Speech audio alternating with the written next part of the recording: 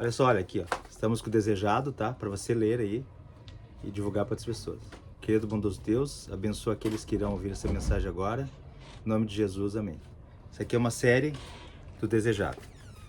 Tô com o Gabriel aqui no estúdio, o Samuel aqui. Eles estão ajudando aqui, por isso que eu fiz aqui para eles. Quero mandar um abraço pro pessoal lá de Arroio do Meio, em Santa Cruz. Ali pro Carlos, um abraço para ele, sua esposa Janete. Pro José também, pra sua esposa Rose. Que Deus abençoe aquele povo querido ali, tá bom? Vamos lá então. O julgamento ilegal de Jesus. Apressadamente eles levaram Jesus pelas silenciosas ruas da cidade, adormecida. Já passava da meia-noite. Amarrado e vigiado de perto, o Salvador caminhou dolorosamente até o palácio de Anás, ex-sumo sacerdote. Anás era o líder da família de sacerdotes em exercício. Numa referência à sua idade, o povo o reconheceu como sumo sacerdote. Os líderes consideraram seu conselho como a voz de Deus. Era preciso que ele estivesse presente no interrogatório do prisioneiro, por medo que Caifás, mesmo experiente, não conseguisse obter o resultado pelo qual estivera trabalhando. Eles precisavam da astúcia e sutileza de Anás para conseguir a condenação de Cristo. Jesus deveria ser julgado formalmente diante do Sinédrio. Antes, porém, deveria passar por um julgamento preliminar diante de Anás, pelo regulamento romano. O Sinédrio podia apenas interrogar um prisioneiro e proferir a sentença, a qual deveria ser confirmada pelas autoridades romanas. Era, portanto, necessário apresentar acusação contra Cristo, que tanto os romanos quanto os judeus considerassem criminosas. Não eram poucos os sacerdotes e líderes religiosos que se convenceram dos ensinamentos de Jesus. José de Arimateia e Nicodemos não foram convocados para esse julgamento. Mas havia outros que talvez ousassem falar em favor da justiça. O julgamento deveria unir o Sinédrio contra Cristo. Os sacerdotes queriam estabelecer duas acusações. Se pudesse provar que Jesus era um blasfemador, os judeus os condenariam. Se pudesse culpá-lo de haverem enfraquecido os regulamentos de Roma, sua condenação estaria garantida pelos romanos. Foi a segunda acusação que Anás tentou estabelecer primeiro. Ele interrogou Jesus esperando que o prisioneiro dissesse algo que fosse prova de que ele estava procurando criar uma cidade secreta com o propósito de estabelecer um novo reino. Com isso, os sacerdotes puderam entregá-lo aos romanos como um causador de revolta. Como se lesse o profundo da alma de seu interrogador, Cristo negou que reunisse seus seguidores secretamente nas caladas da noite, a fim de ocultar seus planos. Ele falou abertamente ao mundo. Ele respondeu: sempre eu ensinei nas sinagogas no templo, onde todos os judeus se reuniram. Nada disso em segredo. João 18, versículo 20. O Salvador encontrava sua maneira de agir. O Salvador contrastava sua maneira de agir com os métodos de seus acusadores. Eles o haviam perseguido com a finalidade de levá-lo diante de um tribunal secreto, onde o perjúrio poderia ser utilizado para obter o que era impossível conseguir por meios justos. A prisão à meia-noite por uma turba zombateira e o abuso antes que fosse sequer acusado. Era essa a maneira de agir deles, não a sua. Seus próprios líderes religiosos declaravam que todos deveriam ser tratados com inocência, até provar o contrário. Voltando-se para o seu interrogador, Jesus disse: por que me interrogais? Acaso espiões não haviam estado presentes em cada reunião, com as pessoas levando informações para os sacerdotes acerca de tudo o que ele falava e fazia? Perguntou aos que o ouviram. Certamente eles sabem o que eu disse. Anás ficou sem resposta. Um dos seus oficiais, cheio de rancor, bateu no rosto de Jesus, dizendo: é isso o jeito de responder ao sumo sacerdote? Calmamente, Cristo respondeu: se eu disse algo de tal maneira, denunciei o mal, mas se falei a verdade, por que me bateu? Sua tranquila resposta veio de um coração sem pecado, paciente, gentil, que não seria provocado.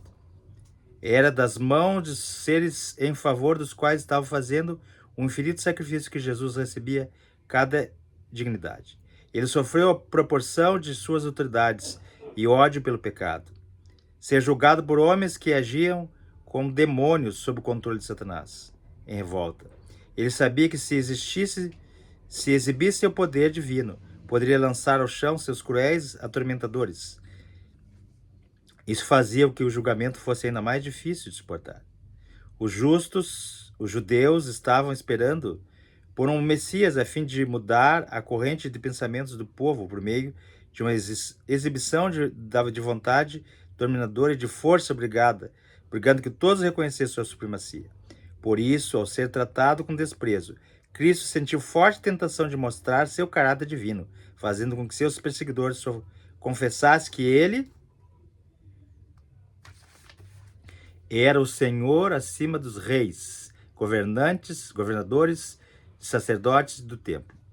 Foi difícil manter a posição que ele escolhera, de um com a humanidade. Anjos teriam alegremente livrado Cristo. Os anjos do céu desejavam muito livrar a Cristo. Assistindo à vergonhosa cena, viram que seria muito fácil para eles consumir os adversários de Deus. Entretanto, o Senhor ordenou que não fizessem. Fazia parte da missão de Jesus suportar em sua humanidade todo o abuso que os seres humanos pudessem acumular sobre ele. Cristo não dissera nada que pudesse dar vantagem a seus acusadores, mas estavam amarrado em uma demonstração de que estava condenado. Era necessário, no entanto, que houvesse um julgamento legal, e isso as autoridades estavam dispostas a cumprir rapidamente. Elas não conheciam a grande consideração que o povo tinha por Jesus e temiam. Elas conheciam a grande consideração que o povo tinha por Jesus e temiam que uma tentativa de resgate, se a execução não ocorresse imediatamente, haveria uma demora de uma semana por causa da Páscoa. Isso poderia arruinar seus planos. Durante essa semana de atraso era possível que se pudesse uma reação. A maior parte do povo daria um testemunho que o justificaria, trazendo à luz as suas poderosas obras que ele havia feito. O procedimento do Sinédrio seriam condenados e Jesus seria liberto. Por isso, os sacerdotes e líderes religiosos decidiram que antes que suas intenções pudessem ser conhecidas, Jesus deveria ser entregue nas mãos dos romanos. Antes de mais nada, porém, eles precisavam encontrar uma acusação. Até então não haviam obtido nada. Anás ordenou que Jesus fosse levado a Caifás. Embora cárcere de força de caráter, Caifás era tão impetuoso e inescrupuloso quanto Anás. Era madrugada e estava escuro. Com tochas e lanternas, o bando armado dirigiu-se ao palácio do sumo sacerdote, levando seu prisioneiro. Enquanto o Sinédrio se reunia, Anás e Caifás mais uma vez interrogavam Jesus, sem êxito. No tribunal, Caifás tomou seu lugar como presidente. De ambos os lados estavam os juízes e os que tinham interesse especial no julgamento. Soldados romanos ocupavam a plataforma abaixo do trono. Aos pés do trono estava Jesus. Era intensa agitação de toda a multidão. Somente ele estava calmo e sereno. Caifás considerava Jesus um rival. O povo estava sempre ansioso para ouvir o Salvador, e isso provocava forte ciúme no sumo sacerdote. Agora, o Caifás olhar para o prisioneiro, ficou tomado de admiração por seu porte nobre e digno. Sentiu a convicção de que aquele homem era igual a Deus. Logo, afastou o pensamento e, com um tom arrogante na voz, ordenou que Jesus realizasse o milagre. Um dos seus milagres, realize um dos seus milagres. O Salvador, porém, agiu como se não tivesse escutado aquelas palavras. Surgiu a pergunta no meio da multidão endurecida: será que esse homem, de aspecto divino, deve ser condenado como criminoso? Os inimigos de Jesus ficaram perplexos. Eles não sabiam como conseguir sua condenação. Caifás queria evitar o surgimento de um conflito. Havia muitas testemunhas para provar que Cristo tinha chamado aos sacerdotes escribas de hipócritas, assassinos, mas não seria convincente trazer isso à tona. Tal testemunha não seria nenhum peso para os romanos. Havia provas abundantes que Jesus tinha falado de maneira irreverente acerca de muitos dos regulamentos judeus. Essa evidência tampouco teria importância para os romanos. Os inimigos de Cristo não ousavam acusá-lo de transgredir o sábado, uma vez que um exame traria à luz seus milagres de cura. Os líderes tinham subornado testemunhas falsas para acusar Jesus de tentar estabelecer um governo separado. Contudo, o testemunho deles acabou sendo vago e contraditório. Ao saírem interrogando, falsificaram as próprias declarações. No começo de seu ministério, Cristo disse: "Destrua esse templo e eu levantarei em 3 dias." Como isso, ele estava prevendo sua própria morte e ressurreição. O templo do qual ele falava é o seu corpo. João 2, 19 e 21. De tudo que Jesus tinha dito aos sacerdotes, não puderam achar nada para usar contra ele, exceto isso. Os romanos tinham se envolvido na reconstrução e embelezamento do templo e tinham muito orgulho dele. Se alguém desdenhasse do templo, eles se sentiriam ofendidos. Ali, romanos e judeus tinham algo em comum, pois todos consideravam o templo como grande respeito. Uma testemunha que tinha sido subornada para acusar Jesus declarou: "Este homem disse, sou capaz de destruir o santuário de Deus e reconstruí-lo em 3 dias." Se a testemunha tivesse relatado as palavras de Cristo, exatamente como ele as pronunciou, elas não teriam servido para condená-lo, nem sequer pelo Sinédrio. Sua declaração teria indicado um espírito não razoável, esnobe, mas não blasfêmia. Mesmo quando a falsa testemunha falsificou as palavras de Cristo, elas não continham nada que os romanos considerassem como crime passível de morte. Ao final, os acusadores de Jesus estavam emaranhados, confusos e zangados. Parecia que suas tramas iriam fracassar. Caifás estava desesperado. Ele tinha somente um último recurso: forçar Cristo a condenar a si mesmo. O sumo sacerdote levantou do seu lugar do tribunal, com o rosto contorcido pela paixão. "Você não vai responder à acusação que eles te dizem? Lhe fazem?" Jesus continuou em silêncio. Ele foi oprimido e afligido, contudo não abriu sua boca. Como um cordeiro foi levado para o matadouro, e como uma ovelha muda diante de seus tosqueadores, ficou calado e não abriu a boca. Isaías 53, 7. Finalmente, Caifás se dirigiu a Jesus na forma de juramento solene. "Exijo que você jure pelo Deus vivo, se você é o Cristo, o Filho de Deus. Diga-nos." Mateus 26, 63. Cristo não podia ficar em silêncio desse apelo. Ele sabia que responder era agora tornar certa sua morte. No entanto, o apelo veio de uma mais alta autoridade reconhecida na nação em nome do Altíssimo. Ele deveria apresentar claramente o seu caráter e a sua missão. Jesus tinha dito aos seus discípulos: "Quem, pois, me confessa diante dos homens, eu também o confessarei diante de meu Pai, que estás nos céus." Mateus 10, 32. Agora ele repetiu a lição em seu exemplo. Caifás, cada olhar estava focalizado no rosto de Jesus. Ao ele responder: "Tu mesmo disseste."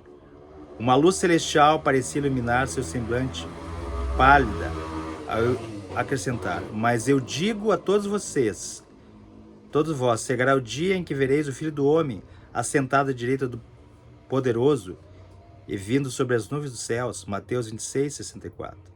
Por um instante, o sumo sacerdote estremeceu diante do olhar penetrante do Salvador.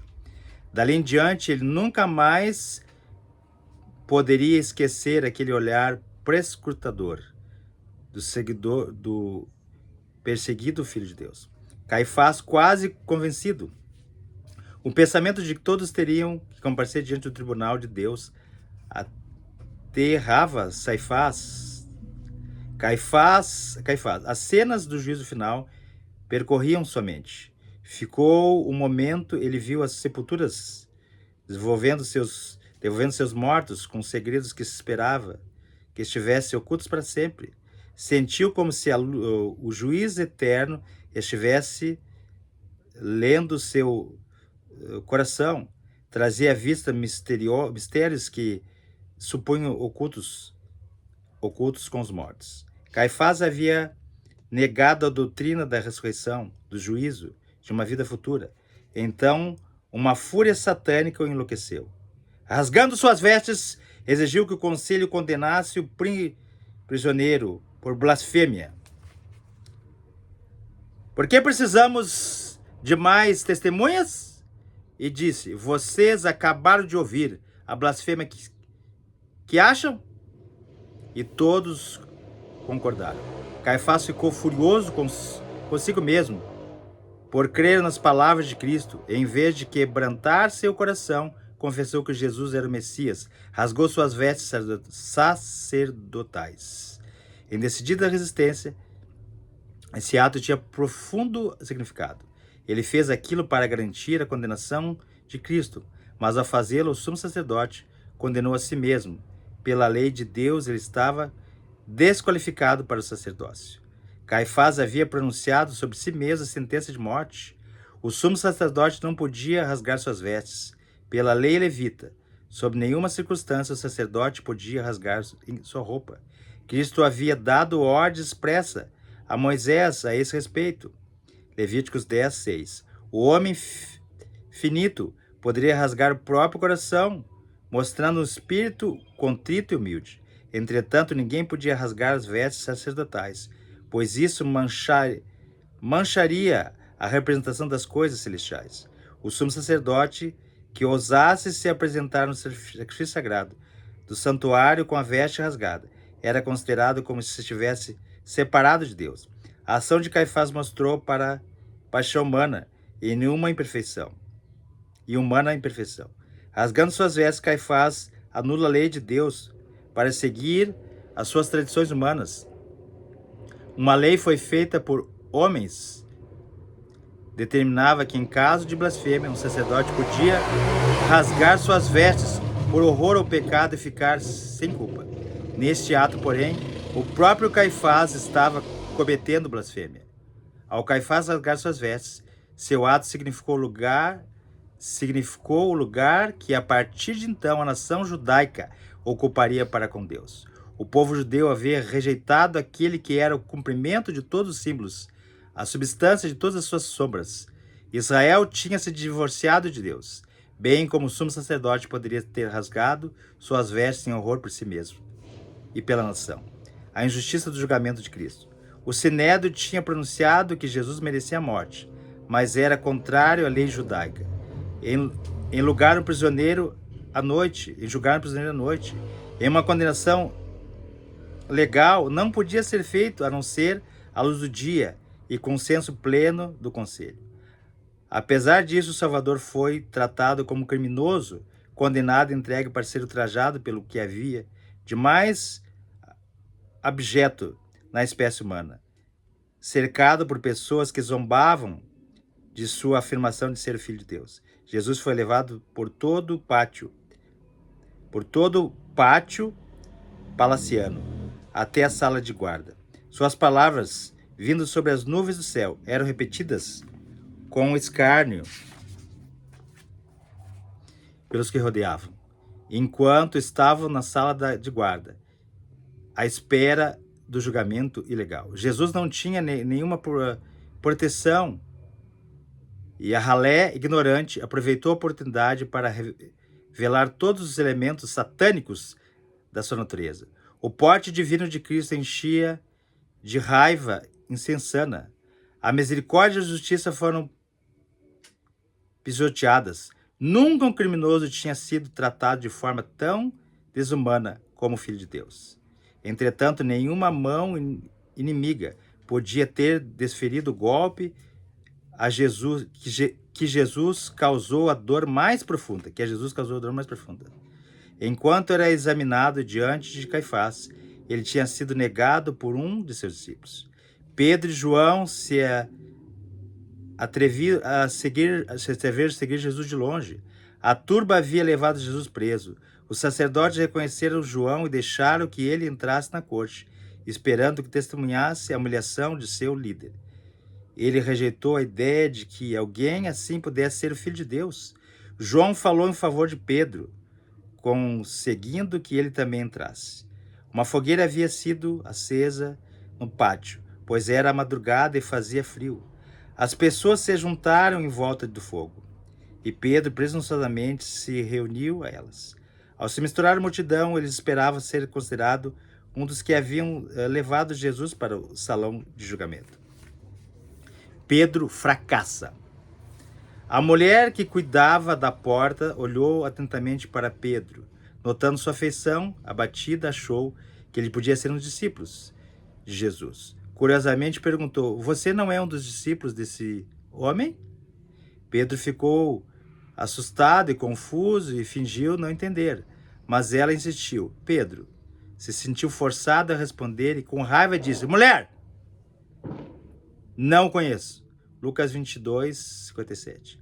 Essa foi a primeira negação. Imediatamente o galo cantou: cocorococó! E com raiva disse a mulher: não o conheço. Essa foi a primeira vez. Imediatamente o galo cantou. Ao fingir não ter qualquer envolvimento com Jesus, Pedro se tornou uma presa fácil para a tentação. Alguém mais chamou a atenção para ele, afirmando que ele era o seguidor de Jesus. Com juramento, Pedro declarou: não conheço esse homem. Outra vez passou-se um parente próximo do homem cuja orelha Pedro tinha decepado. Ele perguntou: eu não vi com ele no olival? Certamente você é um deles. Você é Galileu, disse também Pedro. Diante disso, Pedro perdeu a compostura, a fim de enganar de uma vez por todas o que o interrogava, justificar sua pretensa identidade. Pedro outra vez negou Jesus, chegou seu mestre, e agora com maldições e juramento. Outra vez o galo cantou: cocorococó! Pedro ouviu e se lembrou das palavras de Jesus: antes que 2 vezes o galo cante, 3 vezes você me negará. Marcos 14, 30. Enquanto os degradantes juramentos ainda estavam frescos nos lábios de Pedro, e o estridente canto do galo ainda soava em seus ouvidos, o Salvador voltou-se e olhou diretamente para seu pobre discípulo. Ao mesmo tempo, os olhos de Pedro foram atraídos para o seu mestre. Naquela expressão tão gentil, ele viu profunda piedade, tristeza, mas não rancor. Quando nós estamos em pecado e luta, Jesus olha com piedade, com amor por nós, não com rancor e mágoa. A visão daquele rosto em sofrimento, daqueles lábios trêmulos, atravessou o seu coração como uma flecha. Pedro se lembrou de sua promessa que fizera poucas horas antes, quando o Salvador disse que o negaria 3 vezes, naquela mesma noite. Pedro compreendeu então o quanto tinha sido precisa a leitura que seu Senhor fizera da falsidade de seu coração, coisa que nem ele mesmo sabia. Uma onda de lembranças veio sobre ele, a longanimidade do Salvador, sua paciência, de tudo isso ele se lembrou. Horrorizado, refletiu sobre a própria falsidade, seu juramento falso. Outra vez ele presenciou a mão perversa atingir seu mestre. No rosto incapaz de se portar aquela cena por mais tempo, saiu do salão às pressas, de coração quebrado. Sozinho caminhou rapidamente no meio da escuridão. Sem saber, sem se importar para onde ia, encontrou-se enfim no jardim de Getsemane.